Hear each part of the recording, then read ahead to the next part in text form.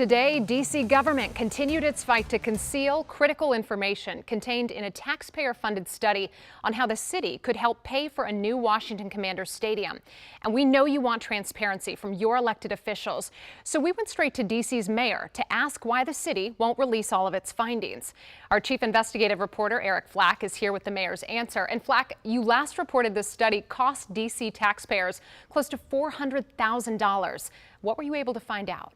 Well, that's right, Simone, and that's a lot of money. It took months and an open records request from WUSA 9's investigative team to force the release of part of that study last week. But at 11 a.m. today, I received this letter from D.C. government telling me they were withholding the portion of the report that dealt with the most important part of all this, where the city would get the money. Monday, WUSA 9 received this response to our open records request, asking for the release of the city's new sports economic impact study.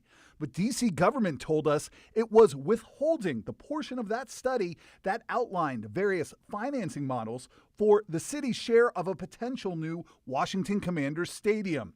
Why?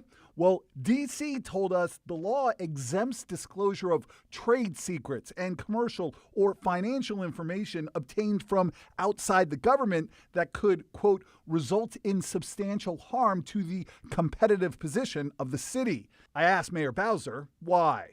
We wouldn't release anything that, was the playbook for our competitors. 27 days after WUSA 9 filed a legal request to obtain the entire sports economic impact study, the city did release the portions of the report that paint a rosy picture of the economic windfall a new Commanders football stadium would bring to the district. But how it would help pay for it remains a mystery. In May, WUSA 9 reported on paper the district is virtually out of borrowing power after shelling out $520 million to keep the Capitals and Wizards from moving to Virginia. And multiple sources tell WUSA 9 the study, which cost D.C. taxpayers close to $400,000, does suggest various financing models that the city could use to come up with its share of a new Commanders stadium. But if it's taxpayer money that funded the study, shouldn't there be transparency on what there was? The parts of the study that wouldn't disadvantage us in any negotiations have been released. I think most of us don't think public financing for an NFL stadium is a good idea. Councilmember Charles Allen is opposed to using the RFK site for a new football stadium. But if the city is going to spend money on a study, then yeah, that should be public.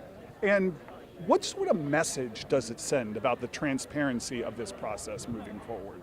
I can understand if there is something proprietary that someone might have an interest in not having that disclosed. But when we're talking about public dollars being spent on NFL stadiums for millionaires and billionaires, I think the public has a right to know what we paid for.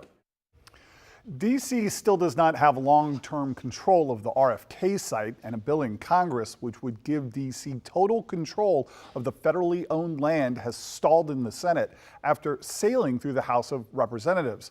Among those reportedly opposing the bill, Maryland U.S. Senator Chris Van Hollen, who, like Governor Wes Moore, wants the Commanders to remain in Maryland. Simone? I think there's this question here. So can Van Hollen or even Senator Steve Daines from Montana, who has also signaled opposition here, can they kill the RFK bill? They probably could kill the RFK bill, but the language in it and the effect of giving D.C. control can be attached to a larger spending bill that often happens in Congress to try and get around the opposition.